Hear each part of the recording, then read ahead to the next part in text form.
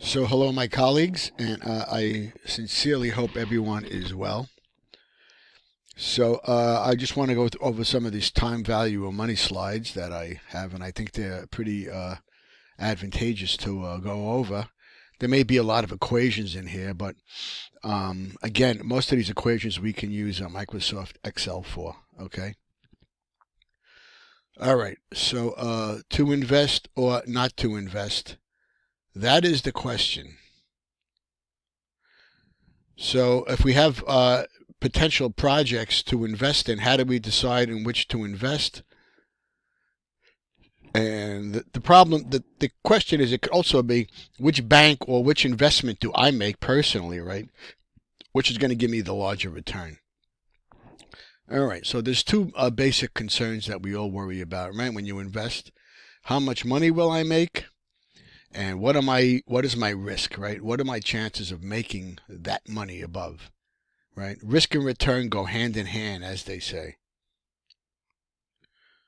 Okay, so basically, you want to know your return on your investment, and so we have to. And again, I believe chapter 4, we have to look at the time value of money. So there's a nice simple interest slide here, right? You have a single payment. You put $100 at 5%. So at the beginning or the present value, right, beginning of the year, the present value, you put $100, and at the end of the year, you make $5 in interest. So at the end of year 2, you leave the $100 on deposit, and at the end of year 2, you get another $5, and so on, as long as we leave the $100 on deposit. But they're assuming you take the $5 interest out, okay? So the money's staying in. All right, so this is simple interest, right? Somehow you remove that $5 so you don't get interest on interest.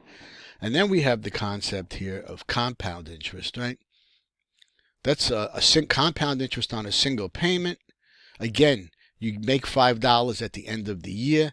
The present value is 100. Always notice how the present value is less than the future value.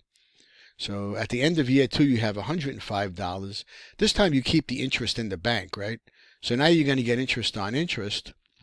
So at the end of year 2, you now have now $105 and $110.25, right?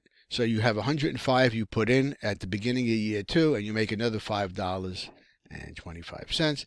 So you have $110.25 at the beginning of year 2, and you make another $5.51 at the end of year 3. So this is the concept of present value and money compounding, right? When you put money in the bank, right, your money compounds, the bank compounds the interest on interest, even though you don't get interest on interest, okay? I mean you do, but it's so small in the banks. All right. So in the stock market, I don't get interest on interest, but when I get my dividend, I rebuy shares. So as I rebuy shares, I get I get basically more shares, which then create more dividends, and that's how it works in the stock market, right? I'm compounding my shares. All right. So here's the time value of money now with compound interest, but multiple payments. At the end of year 1, again, you have $105 because of the $5 in extra interest. You put another $200 in, right? So in the beginning of year 2 now, you have $305. At the end of year 2, you now have another $15.25 in interest, and then you put in another $300, and now you have $620.25. All right. At the end of year 3, you add another 5%, which is 3101. And beginning with the year 4, you've accumulated $651.26. And the interest on that is the $51.26, right? You put 100, 200, and then 300. So you've made an extra $50 in interest. All right. So we have what's known as the equation of money. And the equation of money simply says if I is the interest rate, basically the amount of money available, right, at the beginning of the nth year, which we were just doing in examples, and f of n is the amount of money paid in at the end of the nth year. Here is the equation of money, and all it simply says is you make the initial payment, and then it starts earning interest, okay? And this example is kind of what we did in those, this equation is what we did in those examples up above, okay? So basically, you can use a spreadsheet, and for constant cash flows, there's an equation you can use, and here it is, right? And I don't think you should have to learn this equation, but if you want to do that, you know, that's all good and well, because Microsoft Excel handles this. All right, so here's the equations now. Again, there's a lot of equations for annuities and mortgages, right?